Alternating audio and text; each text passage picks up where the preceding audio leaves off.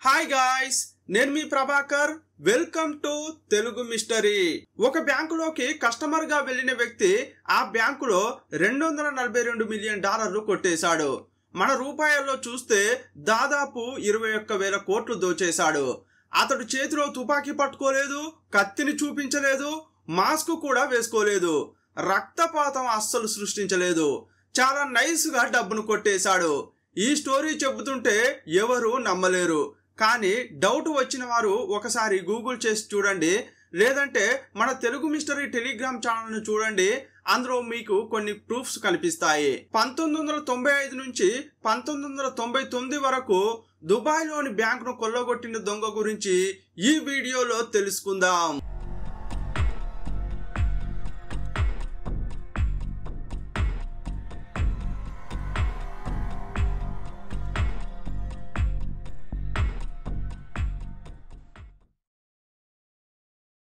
అది 1995 ఆగస్టు.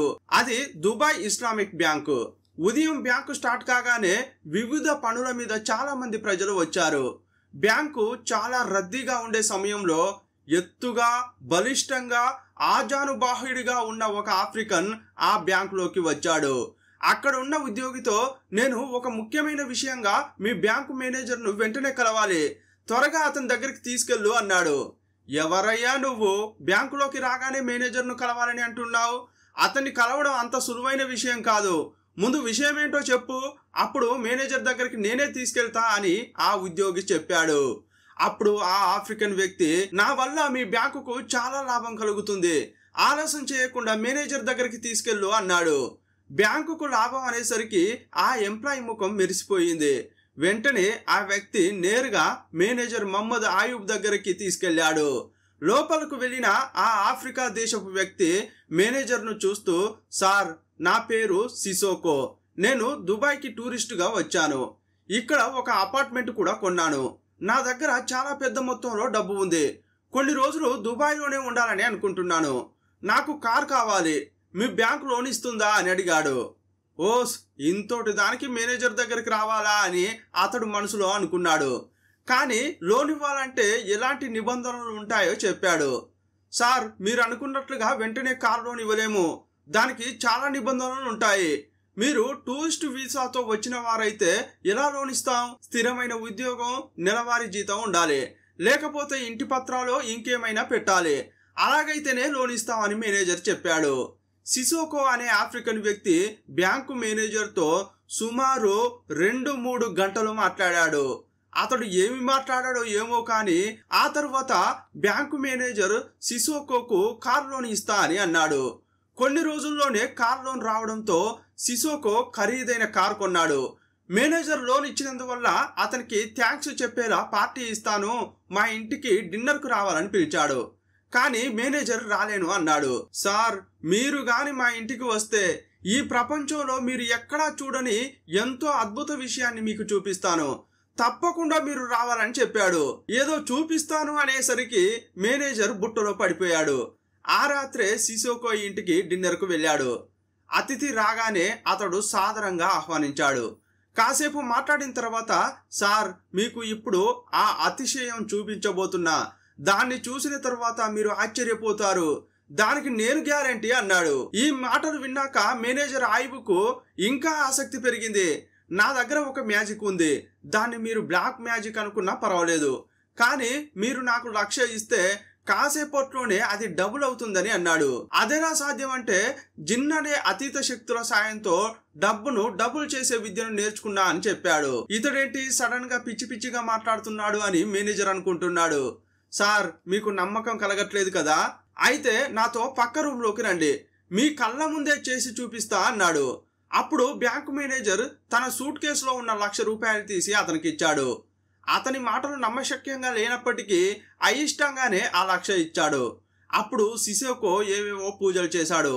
ఇల్లంతా పొగతో నిండిపోయింది. ₹1,00,000 ఒక చోట పెట్టాడు. అతడు పూజలు చేస్తుంటే సడన్ గా కరెంటు పోయింది. ఆ రూమ్ అంతా చీకటితో నిండిపోయింది. కొన్ని క్షణాల్లోనే ఒక వ్యక్తి కబోర్డ్ నుంచి బయటకు వచ్చి అరిచాడు. అది చూసి మేనేజర్ కుమ్మతిపోయింది. ఏంట్రా, ఇంతసేపు రూమ్ లో ఇద్దరే ఉన్నాం, సడన్ గా ఎవరో అరుచుకుంటూ వచ్చారేంటి అనుకున్నాడు. అప్పుడు సిసోకో ఏమంటున్నాడంటే, అది వేరెవరో కాదు, నేను ముందే చెప్పిన జిన్ అనే అద్భుత శక్తి నా పూజ వల్లే అది ఇప్పుడు బయటకు వచ్చిందని చెప్పాడు. దానిని నేను కంట్రోల్లోకి తెచ్చి ఈ డబ్బును డబుల్ చేయబోతున్నాను. మీకు భయమైతే రూమ్ బయట 10 నిమిషాలు వేచి ఉండండి, ఆ తర్వాత రావచ్చు అని అన్నాడు. బ్యాంకు మేనేజర్ భయపడి బయటకు వెళ్ళిపోయాడు. 10 నిమిషాల తర్వాత మళ్ళీ ఇంట్లో కరెంటు వచ్చింది. ఆ పొగ అప్పుడు కొంచెం కొంచెంగా తగ్గింది. ఇప్పుడు సిసోకో ఆ మేనేజర్ను లోపలికి పిలిచాడు. టేబుల్ వైపు చేయి చూపించాడు. చూడండి సార్, ఇప్పుడు అక్కడ 2 లక్షల రూపాయలు ఉన్నాయి, వాటిని సంతోషంగా తీసుకెళ్ళండి, ఇది మీకోసం జిన్నిచ్చిన గిఫ్ట్ అని అన్నాడు. అది చూసి బ్యాంక్ మేనేజర్ నమ్మలేకపోయాడు. ఇది నిజమేనా? నా కళ్ళను నేనే నమ్మలేకపోతున్నాను. ఈ ప్రపంచంలో ఇలాంటివి సాధ్యమా? తాను ఇప్పటి వరకు బ్లాక్ మ్యాజిక్ గురించి విన్నా, కానీ నా కళ్ళతో ఎప్పుడూ చూడలేదు. ఇప్పుడు తన కళ్ళ ముందే డబ్బు రెట్టింపు అయ్యిందే అని షాక్ అయ్యాడు. అప్పుడు బ్యాంకు మేనేజర్ ఆయువ్ ఏమనుకుంటున్నాడంటే, ఈ సిసోకోకు ఎంత డబ్బిస్తే అంత రెట్టింపు చేస్తాడు, అతనికి ఆ శక్తి ఉంది అని నమ్మాడు. ఇక అప్పటి నుంచేని సిసోకోకు మేనేజర్ డబ్బు ఇవ్వడం మొదలు పెట్టాడు. దుబాయ్ బ్యాంకులోనే సిసోకో పేరుతో ఒక అకౌంట్ క్రియేట్ చేశాడు. ఆ అకౌంట్ లో డబ్బులు వేసేవాడు. ఈ సిసోకోకు దుబాయ్లో మాత్రమే కాదు, ప్రపంచంలోని ఎన్నో దేశాల్లో బ్యాంక్ అకౌంట్లు ఉన్నాయి.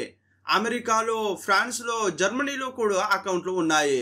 ఈ బ్యాంకు మేనేజర్ కంటిన్యూగా సిసోకో అకౌంట్ లో డబ్బులు ట్రాన్స్ఫర్ చేస్తూనే ఉండేవాడు. సుమారు 4 సంవత్సరాల్లోనే 183 ట్రాన్సాక్షన్లు చేశాడు. 1995 నుంచి 1999 మధ్య కాలంలో మొత్తం $252 మిలియన్ల అతని అకౌంట్ కు పంపించాడు. రూపాయల్లో చూస్తే సుమారు 21,000 కోట్లు. ప్రతిసారి మేనేజర్ ఏమనుకునేవాడంటే, నేను 1 మిలియన్ పంపితే అది రెట్టింపయ్యి 2 మిలియన్లుగా వస్తుంది అనుకునేవాడు. కానీ అతని అకౌంట్ కు ఎటువంటి రిటర్న్ రాలేదు. అయినా కూడా మళ్ళీ మళ్ళీ ట్రాన్సాక్షన్లు చేశాడు. 1 కాదు, 2 కాదు, 183 సార్లు సిసోకో అకౌంట్ కు డబ్బు పంపించాడు. మొత్తంగా 252 మిలియన్లను అతని అకౌంట్ కు పంపించాడు. సాధారణంగా ఎవరైనా తన కళ్ళ ముందు డబ్బును రెట్టింపు చేసినప్పుడు మరోసారి డబ్బు పంపించి అది రెట్టింపు చేసి ఇచ్చినప్పుడే మళ్ళీ డబ్బు ఇస్తారు. కానీ ఈ మేనేజర్ ఏం చేశాడంటే, డబ్బు రిటర్న్ రాకున్నా కూడా కంటిన్యూగా డబ్బు పంపేవాడు. బ్యాంకు మేనేజర్ కంటిన్యూగా డబ్బు పంపడానికి 3 థియరీలు చెబుతున్నారు. ఒకటి, బ్లాక్ మ్యాజిక్ వాడి సిసోకో బ్యాంకు మేనేజర్ ను కంట్రోల్ చేసి ఉండవచ్చు. లేదంటే ఎప్పటికైనా నా డబ్బు రెట్టింపు అవుతుందన్న పేరాశతో అయినా మేనేజర్ డబ్బు పంపి ఉండవచ్చు. ఇంకో విషయం ఏంటంటే, సిసోకోకు బ్లాక్ మ్యాజిక్ తెలుసు కాబట్టి అతనికి డబ్బు పంపకపోతే తన కుటుంబానికి ఏదైనా ప్రమాదం కలిగిస్తాడేమోనన్న భయంతోనైనా డబ్బు పంపి ఉండవచ్చు. మరో థియరీ ఏంటంటే, బహుశా ఈ బ్యాంక్ మేనేజర్ అక్రమంగా 2-3 ట్రాన్సాక్షన్లు చేసిన తర్వాత సిసోకో అతన్ని బ్లాక్మెయిల్ చేసి ఉండవచ్చు. డబ్బు పంపకపోతే నీ విషయం బయటకు చెప్తాను అని బెదిరించవచ్చు. ఇలా 3 థియరీలు చెబుతున్నారు. ఆ మేనేజర్ కు తిరిగి డబ్బు రాకపోయినా అతడు ఏ కారణంతో కంటిన్యూగా అతనికి అకౌంట్ కు డబ్బు పంపించాడో అది ఇప్పటికీ మిస్టరీగానే మిగిలిపోయింది. ఇప్పుడు ఇంకో డౌట్ వచ్చే ఉంటుంది, ఒక బ్యాంకు మేనేజర్ కు ఇంత డబ్బు పంపించడానికి అధికారం ఉందా అని. ఎవరూ గమనించకుండా ఎలా జరుగుతుంది? ఆ బ్యాంకులో ఆడిటింగ్ ఎవరూ చేయలేదా అని అనిపించింది కదా. యాక్చువల్ గా ఈ సంఘటన 1995లో జరిగింది. ఇప్పుడు మనకు ఉన్నంత సాఫ్ట్వేర్లు, ఇతర సౌకర్యాలు అప్పట్లో లేవు. ఇప్పుడైతే ఆటోమేటిక్ గా అన్ని లావాదేవీలు రికార్డ్ అవుతాయి. రోజుకు ఎంత డబ్బు ఖర్చు అవుతుంది, ఎంత వెళ్తుంది, ₹1 తేడా వచ్చినా కూడా మనం కనుక్కోగలుగుతున్నాం. కానీ 90s లో అన్ని మాన్యువల్ గా చేసేవారు. ఆడిటింగ్ కూడా సరిగా చేయకపోవడం వల్ల మేనేజర్ ఒక్కసారి అప్రూవ్ చేస్తే డబ్బు నేరుగా బయటకు వెళ్ళిపోయేది. అందువల్లే ఇంత పెద్ద మొత్తం పోయినా ఎవరికీ తెలియలేదు. ఇంత పెద్ద మొత్తాన్ని ఆ బ్యాంక్ మేనేజర్ ఏదో ఒక కారణం వల్ల సిసోకు పంపాడు. ఇంతటితో ఈ దొంగతనం కథ ముగిసిందా అంటే ఇక్కడి నుంచే అసలు కథ మొదలైంది. ఈ సిసోకో ఆఫ్రికాలోని మాలి దేశంలో ఉన్న డెబియా అనే చిన్న గ్రామానికి చెందినవాడు. అతను దుబాయ్ వచ్చి బ్యాంకు మేనేజర్ ను మ్యానిపులేట్ చేసి మిలియన్లలో డబ్బులు తన అకౌంట్లోకి వేయించుకోవడం మొదలు పెట్టాడు. ఆ తర్వాత సిసోకో తన సొంత ఊరైన డెబియాకు వెళ్ళాడు. అతడు ఊరుకు వెళ్ళినా అతనికి చాలా డబ్బు వస్తూనే ఉండేది. ఆ డబ్బును తన కోసం మాత్రమే వాడుకోలేదు, గ్రామ అభివృద్ధి కోసం వెచ్చించాడు. ఆ ఊరి ప్రజలకు ప్రాథమిక సౌకర్యాలు కల్పించాడు, ఇల్లు కట్టించాడు, టాయిలెట్లు నిర్మించాడు, పిల్లలకు స్కూళ్లు నిర్మించి ముసలి వాళ్లకు వైద్యం కోసం ఏర్పాట్లు చేశాడు. దొంగిలించిన డబ్బులో ఎక్కువ భాగాన్ని సొంత గ్రామ ప్రజలకే ఖర్చు చేశాడు. 95 నుంచి 96 వరకు సొంత ఊరిలోనే ఉన్నాడు. కానీ దుబాయ్ బ్యాంక్ మేనేజర్ ఆయుబ్ మాత్రం 1995వ సంవత్సరం నుంచి డబ్బు పంపడం స్టార్ట్ చేస్తే 4 ఏళ్ల పాటు కొనసాగించాడు. అప్పుడు 96వ సంవత్సరంలో ఈ సిసోకా ఏమనుకున్నాడంటే, ఇకపై మనకు దుబాయ్లో పని లేదు, ఈ ప్రపంచంలో ఎక్కడికి వెళ్ళినా దుబాయ్ ఖాతా నుండి డబ్బు మేనేజర్ పంపుతూనే ఉంటాడు. ఇస్లామిక్ బ్యాంకులో ఇతని పేరుతో ఉన్న ఖాతాలో మిలియన్ల కొద్ది డబ్బు ఉంది. అప్పుడు సిసోకా ఏమనుకున్నాడంటే, ఏదో ఒక రోజు ఈ బ్యాంకులో మోసం తెలిసిపోతుంది, అప్పుడు ఖాతాను మూసేస్తారు. కాబట్టి వీలైనంత త్వరగా ఈ ఖాతాలోని డబ్బును వేరే చోటుకు మార్చాలని నిర్ణయించుకున్నాడు. అమెరికాలోని న్యూయార్క్ కు వెళ్ళాడు. సిటీ బ్యాంకులో ఖాతా తెరిచాడు. ఆ సిటీ బ్యాంకులో ఒక అందమైన అమ్మాయి పనిచేస్తోంది. కేవలం 1-2 గంటల్లోనే ఆ అమ్మాయిని ఇంప్రెస్ చేశాడు. చూడమ్మా, నేను పెద్ద ధనవంతుణ్ణి, దుబాయ్లో నా ఖాతాలో ఎంత డబ్బు ఉందో చూడు, నేను ఒక పెద్ద మొత్తాన్ని అమెరికాలో నా ఖాతాకు మార్చబోతున్నాను, నా దగ్గర ఇంత డబ్బు ఉంది కదా, నన్ను పెళ్లి చేసుకుంటావా, నిన్ను కాలికి మట్టి అంటకుండా చూసుకుంటా అని చెప్పాడు. ఆ అమ్మాయి కూడా అతని అకౌంట్ లో ఉన్న డబ్బు చూసి ఆశ్చర్యపోయింది. డబ్బుపై ఆశతో సిసోకోను అమెరికన్ అమ్మాయి పెళ్లి చేసుకుంది. ఇతనికి ఇంతకు ముందే చాలా సార్లు పెళ్లిళ్ళు అయ్యి చాలా మంది భార్యలు ఆఫ్రికాలో ఉన్నారు. ఆ విషయాలన్నీ తెలిసినా కూడా అమెరికాలోని సిటీ బ్యాంకులో పనిచేస్తున్న ఆ అమ్మాయి సిసోకాను పెళ్లి చేసుకుంది. కానీ సిసోకా ప్లానే వేరు. అతడు చాలా తెలివిగా బ్యాంకులో పనిచేస్తున్న అమ్మాయిని పెళ్లి చేసుకున్నాడు. ఎందుకంటే దుబాయ్లో ఉన్న డబ్బును ఈ సిటీ బ్యాంకుకు మార్చాలంటే తప్పకుండా ఈ బ్యాంకులో పనిచేసే ఉద్యోగి సహాయం కావాలి. తను సొంత భార్య అయితే పని చాలా ఈజీగా అవుతుంది. అందుకే ఈ అమ్మాయికి డబ్బు ఎరవేసి పెళ్లి చేసుకున్నాడు. ఈ అమ్మాయితో పాటు అదే సిటీ బ్యాంకులో పనిచేస్తున్న మరో 2 లైన్లో పెట్టాడు. ముగ్గురి సాయంతో దుబాయ్లో ఉన్న ఖాతా నుంచి దాదాపు $150 మిలియన్ డబ్బును ట్రాన్స్ఫర్ చేశాడు. అమెరికా బ్యాంకు ఖాతాలోకి $150 మిలియన్ వచ్చిన తర్వాతే అతనికి ప్రాణం లేచొచ్చింది. ఇంత పెద్ద మొత్తాన్ని దుబాయ్ నుంచి యుఎస్కి ట్రాన్స్ఫర్ చేయడంలో సహాయం చేసిన తన భార్యకు సహకరించిన మరో 2కి కలిపి $5 లక్షల ఇచ్చాడు. ఆ తర్వాత తన అమెరికన్ భార్యకు చాలా డబ్బు ఖర్చు చేశాడు. విలాసవంతమైన జీవితాన్ని ప్రారంభించాడు. మొదట ప్రైవేట్ జెట్లు కొన్నాడు. ఆ తర్వాత లగ్జరీ బంగ్లా, ఖరీదైన నగలు కొన్నాడు. వారానికి 2-3 కార్లు కొనేవాడు. ఒక ప్రైవేట్ జెట్ కొన్న తర్వాత అతనికి ఒక ఆలోచన వచ్చింది. నా గ్రామ ప్రజలు రవాణా సౌకర్యం లేక చాలా కష్టపడుతున్నారు. తన ఊరు డెబియాంగ్ పేరు మీదే ఎయిర్ లైన్ ప్రారంభిద్దామని అనుకున్నాడు. 2-3 బోయింగ్ విమానాలు కూడా కొన్నాడు. అవన్నీ సెకండ్ హ్యాండ్ వే, ఎందుకంటే కొత్తవి చాలా ఖరీదైనవి. అందుకే 3-4 విమానాలు కొనుగోలు చేసి డెబియా ఎయిర్ లైన్ అనే పేరుతో ఒక ఎయిర్ లైన్ ను ప్రారంభించాడు.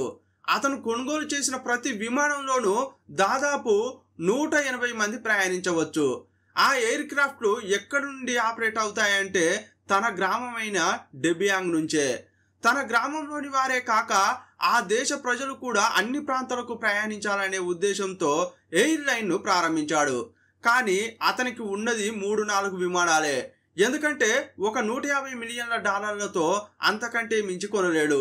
డెబియా ఎయిర్ లైన్ అనే పేరుతో రిజిస్ట్రేషన్ చేసి ఎలాగోలా ప్రారంభించాడు. కానీ ఆ ఎయిర్ లైన్ ను నడపలేకపోయాడు. అందువల్ల అతను కొనుగోలు చేసిన విమానాలు రన్వేలోనే అలాగే నిలిచిపోయాయి. అందులో అతనికి పెద్ద నష్టం జరిగింది. అలా నష్టం జరిగినప్పుడు అతనికి ధైర్యం ఇచ్చిన విషయం ఏంటంటే, తనకి దుబాయ్లో బ్యాంకు మేనేజర్ ఉన్నాడు కదా, అతడు డబ్బు పంపుతూనే ఉన్నాడు. ఆ దుబాయ్ అకౌంట్ నుంచి అమెరికాలోని సిటీ బ్యాంకు డబ్బు ట్రాన్స్ఫర్ అవుతూనే ఉంది. ఆ బ్యాంకు మేనేజర్ ఎందుకు ఇంకా డబ్బు పంపుతున్నాడో ఎవ్వరికీ అర్థం కాలేదు. ఇదే టైంలో సిసోకాకు ఇంకో ఐడియా వచ్చింది. ఎయిర్ లైన్ ను స్టార్ట్ చేస్తే మన ఊర్లో నడవలేదు. అప్పటికే గ్రామంలో ప్రజలకు ఆసుపత్రి కట్టించాడు. ఎమర్జెన్సీగా గ్రామంలో ఎవరికైనా హార్ట్ అటాక్ వస్తే దగ్గరలోని పట్టణానికి వెళ్లి ఆపరేషన్ చేయించుకోవాలి. కానీ ఆ గ్రామంలో సరైన రవాణా సౌకర్యం లేదు. అందువల్ల గ్రామ ప్రజల కోసం ఎయిర్ అంబులెన్స్ను తేవాలని, అందుకోసం 2 హెలికాప్టర్లు కొనాలని నిర్ణయించుకున్నాడు. అదే సమయంలో అమెరికా ప్రభుత్వం వియత్నాం యుద్ధంలో ఉపయోగించిన 2 హెలికాప్టర్లను వేలంలో పెట్టింది. ఆ వేలంలో సిసోకో పాల్గొన్నాడు. ఎంత ధర అయినా కొనటానికి రెడీ అయ్యాడు. ఆ వేలంలో పాల్గొన్న వారందరికంటే ఎక్కువ వేలం పాడాడు, డబ్బును చెల్లించాడు. కానీ వేలం అయిపోయాక అమెరికా అధికారులు సిసోకో గురించి వివరాలు సేకరించారు. అతడు ఆఫ్రికన్ కాబట్టి యుఎస్ ఆఫీసర్లు ఏమనుకున్నారంటే, ఇతడు మన నుంచి కొన్న హెలికాప్టర్లను మంచిగా ఉపయోగిస్తాడా? ఎందుకంటే అప్పట్లో ఆఫ్రికన్ దేశాల నుండి అమెరికాకు డ్రగ్స్ సరఫరా జరిగేది. అందువల్ల ఈ సిసోకో ఆఫ్రికా నుండి డ్రగ్స్ సరఫరా చేస్తాడేమో. అవసరమైతే ఈ హెలికాప్టర్లలో ఉగ్రవాదులను కూడా తీసుకురావచ్చు. అందుకే ఈ 2 హెలికాప్టర్లను అతనికి ఇవ్వకూడదని నిర్ణయించారు. వేలంలో అతడు ఎక్కువ ధర ఇచ్చినప్పటికీ ఆ కాంట్రాక్టును రద్దు చేశారు. ఈ సంఘటనతో సిసోకోకు చాలా కోపం వచ్చింది. ఎలాగైనా ఆ హెలికాప్టర్లను సొంతం చేసుకోవాలని అనుకున్నాడు. యుఎస్ అధికారులకు లంచం ఇవ్వడానికి ప్రయత్నించాడు. ఆ కాంట్రాక్టును ఎవరైతే డీల్ చేస్తారో ఆ ఆఫీసర్ను కలిసి $30,000 ఇస్తాను, ఆ 2 హెలికాప్టర్లను నాకు ఇస్తారా అని అడిగాడు. కానీ ఆ ఆఫీసర్ చాలా నిజాయితీపరుడు. ఈ విషయాన్ని పై ఆఫీసర్లకు చెప్పాడు. వేలాన్ని తిరస్కరించిన లంచం ఇచ్చి ఆ 2 హెలికాప్టర్లను సొంతం చేసుకోవడానికి ప్రయత్నించాడన్న కారణంతో అతన్ని అరెస్ట్ చేశారు. ఆ అరెస్టుతో సిసోకోకు చాలా కోపం వచ్చింది.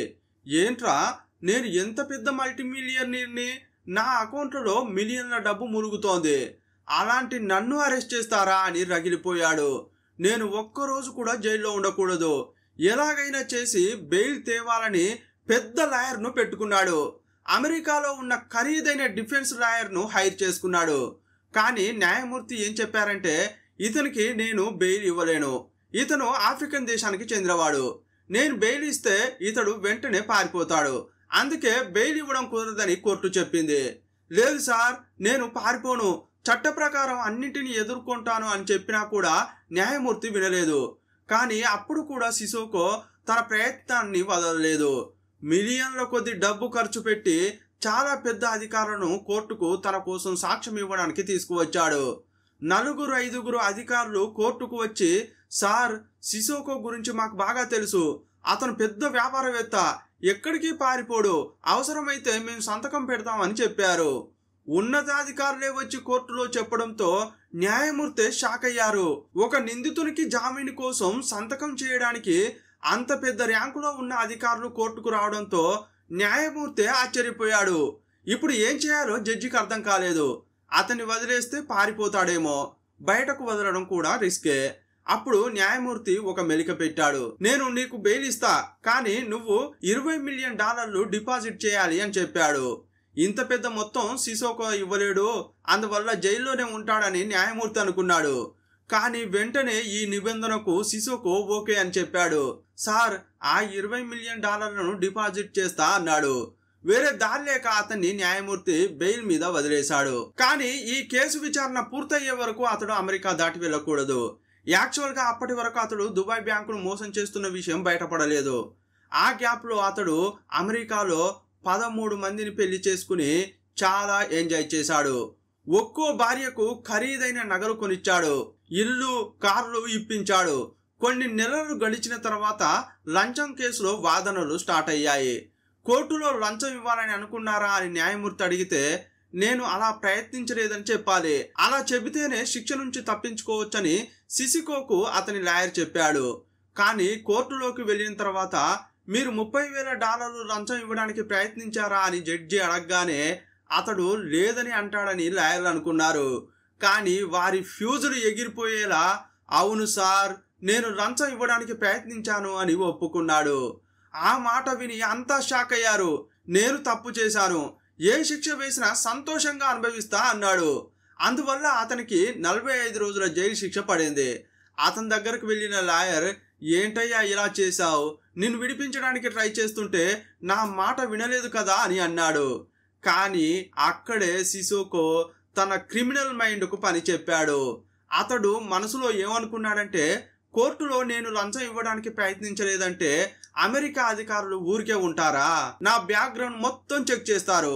అప్పుడు నీకు ఇంత డబ్బు ఎక్కడి నుంచి వచ్చింది, నీ బిజినెస్ ఏంటి అని అడుగుతారు. అప్పుడు నేను దుబాయ్ నుండి మోసం చేసి తెచ్చాను అని చెప్పగలనా? కాబట్టి అమెరికా అధికారులు నా ఆదాయం విషయంలోకి రాకూడదు. అందువల్ల ఈ 30,000 లంచం కేసును ఒప్పుకుంటే ఏం చేస్తారు? మహా అంటే కొన్ని రోజులు జైల్లో వేస్తారు. ఆ తర్వాత బయటకు వస్తాను. కానీ నా విషయం బయటకు రాదు. నేను నిర్మించిన సామ్రాజ్యం అది అలాగే ఉంటుందని ఆలోచించాడు. అందువల్లే లంచం ఇవ్వడానికి ప్రయత్నించానని ఒప్పుకున్నాడు.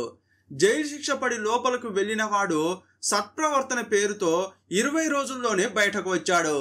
అతని క్రిమినల్ మైండ్ ఎలా పనిచేసిందో చూడండి. దీన్ని బట్టి చూస్తే క్రిమినల్స్, రాబరీలు చేసేవారు ఎంత తెలివిగా ఆలోచిస్తారో అర్థమవుతుంది.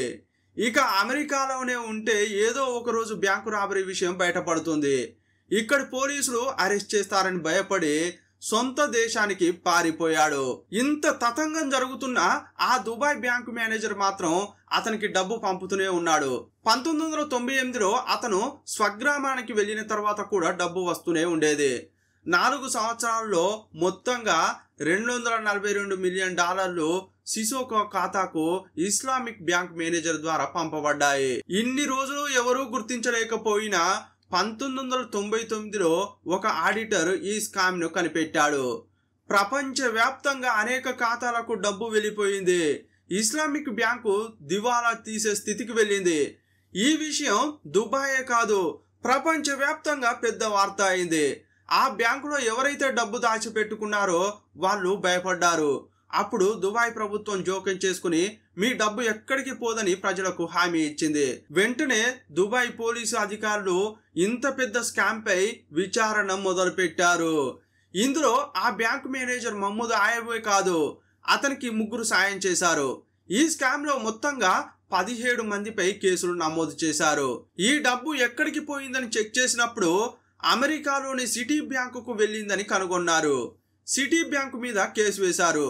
దుబాయ్ బ్యాంకు నుంచి మీరు అక్రమంగా మనీ లాండరింగ్ చేస్తున్నారని ఆరోపించారు. కానీ సిటీ బ్యాంకు సరైన డాక్యుమెంట్లు సమర్పించింది. సిసోకా అనే వ్యక్తికి మీ బ్యాంకులో ఖాతా ఉంది, మా బ్యాంకులోనూ ఖాతా ఉంది. మీ దగ్గర ఉన్న ఖాతా నుంచి సిటీ బ్యాంకులో ఉన్న అకౌంట్ కు డబ్బు ట్రాన్స్ఫర్ చేసుకున్నాడు. అందులో మేం మనీ లాండరింగ్ ఏం చేశామని అమెరికన్లు వాదించారు. వారంతా లీగల్ గానే మూవ్ కావడం వల్ల సిటీ బ్యాంక్ మీద కేసు వేసినా లాభం లేకుండా పోయింది. ఒక్క పైసా కూడా రాలేదు. సిసోకా కోసం దుబాయ్ పోలీసులు ఎంతో వెతికారు. కానీ అతడు వెళ్లి సొంత దేశంలో దాక్కున్నాడు. ఆ దేశంలో చట్టం ఎలా ఉందంటే ఆఫ్రికన్లు విదేశాల్లో నేరం చేసి స్వదేశానికి వస్తే వారిని అరెస్ట్ చేయడానికి వచ్చే విదేశీ అధికారులను అక్కడి ప్రభుత్వం అనుమతించేది కాదు. ఈ విషయం సిసోకాకు బాగా తెలుసు. అతడు ఏమనుకున్నాడంటే మీరు ఏ కేసులైనా వేసుకోండి, అమెరికాలో వేసుకోండి, దుబాయ్లో వేసుకోండి, కానీ నా దేశానికి వచ్చి నన్ను అరెస్ట్ చేయలేరు అనే ధైర్యంతో ఉండేవాడు. ఇదే టైంలో దుబాయ్ నుంచి వచ్చే డబ్బు ఆగిపోయింది. అప్పటి వరకు అతని అకౌంట్లో ఉన్నంత డబ్బు మాత్రమే మిగిలిపోయింది. ఎంత ప్రయత్నం చేసినా చివరి వరకు ఈ సిసోకోపై ఏ పోలీస్కి చేయి వేయడం సాధ్యం కాలేదు. అప్పుడు సిసోకో ఏమనుకున్నాడంటే ఇప్పుడు నేను ఒక వ్యక్తిగా ఉన్నాను, ఇది చాలా రిస్క్, కాబట్టి రాజకీయాల్లోకి అడుగు పెడితే రాజకీయ నాయకుడిగా మారితే మరింత సేఫ్గా ఉంటానని అర్థం చేసుకున్నాడు. అందుకే 2012లో ఒక రాజకీయ పార్టీలో చేరాడు. అప్పటికే అతడు చాలా డబ్బును ప్రజల కోసం ఖర్చు చేయడం వల్ల ఇతడే మా నాయకుడు అని గౌరవించారు. అందువల్ల సులభంగా ఎన్నికల్లో గెలిచి పార్లమెంటుకు కూడా వెళ్ళాడు. అతడు రాజకీయ నాయకుడుగా కూడా అవడంతో అతన్ని ఎవరు టచ్ చేయలేకపోయారు. కానీ సమస్య ఏంటంటే దుబాయ్ బ్యాంకు నుంచి డబ్బు వస్తుంటే అన్ని ఆటలు సాగాయి. అత్త సొమ్ము అల్లుడు దానం చేసినట్లు ప్రజల కోసం ఖర్చు చేశాడు, విలాసవంతమైన జీవితం గడిపాడు, భార్యలకు ఖరీదైన నగలు విల్లాలు కొనిచ్చాడు, రాజకీయాల్లోకి వెళ్ళి చాలా ఖర్చు చేశాడు. ఇప్పుడు అతని అకౌంట్లో ఒక్క పైసా కూడా లేకుండా పోయింది. అందువల్ల తిరిగి తన గ్రామానికి వచ్చి సాదా సీదా జీవితం గడపడం మొదలు పెట్టాడు. డబ్బులు లేకపోవడం వల్ల రాజకీయం కూడా లేకుండా పోయింది. ప్రజలకు డబ్బు వెదజల్లకపోతే ఓట్లు వేయరన్న సంగతి అప్పుడే అతనికి అర్థమైంది. 2021లో జరిగిన ఎన్నికల్లో అతడు ఘోరంగా ఓడిపోయాడు. ఇక రాజకీయం వద్దు అని ప్రశాంతంగా సొంతూరులో ఉండేవాడు. అప్పటికే అతన్ని పట్టుకోవడానికి దుబాయ్ పోలీసులు, అమెరికా పోలీసులు ఎంతో ట్రై చేశారు, కానీ అతన్ని పట్టుకోలేకపోయారు. ఇలాంటి టైంలోనే బీబీసీ మీడియా అతన్ని ఇంటర్వ్యూ చేసింది. అప్పుడు సిసోకో ఏమన్నాడంటే, నేనేదో స్కామ్ చేశానని చెబుతున్నారు, కానీ నేను ఎప్పుడు ఏ బ్యాంకు నుంచి డబ్బు దొంగిలించలేదు. దుబాయ్ బ్యాంకుకు వెళ్ళింది నిజమే, కానీ కేవలం కార్ లోన్ కోసం మాత్రమే వెళ్ళాను. వారు చెప్పినట్లు $252 మిలియన్ల నా అకౌంట్కు రాలేదు. ఆ బ్యాంకులో పనిచేసే వాళ్ళే దొంగిలించి నాపై నింద మోపుతున్నారు అని అన్నాడు. 2-3 సంవత్సరాలు తన గ్రామంలో ఉన్నాడు. ఆ తర్వాత ఆరోగ్యం బాగాలేక చనిపోయాడు. వాస్తవానికి సిసోకో చేసింది పెద్ద తప్పే, కానీ అతడు కొట్టేసిన దాంట్లో 75% గ్రామం కోసం, తన ప్రజల కోసమే ఖర్చు చేశాడు. మన దేశానికి చెందిన చాలా మంది మాత్రం ఇక్కడున్న డబ్బును కొట్టేసి స్విస్ బ్యాంకుల్లో సేఫ్గా దాచుకున్నారు. మరికొందరు వేరే దేశాలకు పారిపోయి ఆ డబ్బును అనుభవిస్తున్నారు. ఈ సిసోకో చేసింది దొంగతనమే అయినా దాన్ని ప్రజలకు ఖర్చు చేయాలన్న మనసు ఎందరికీ ఉంటుంది? అతడు చేసింది తప్పే అయినా అక్కడి ప్రజలకు అతనిపై గౌరవం ఉండడానికి అదే కారణం. ఈ కేసుపై మీ అభిప్రాయం ఏంటో కామెంట్ బాక్స్లో రాయండి. మరో వీడియోలో మళ్ళీ కలుసుకుందాం. అప్పటి వరకు బాయ్ బాయ్.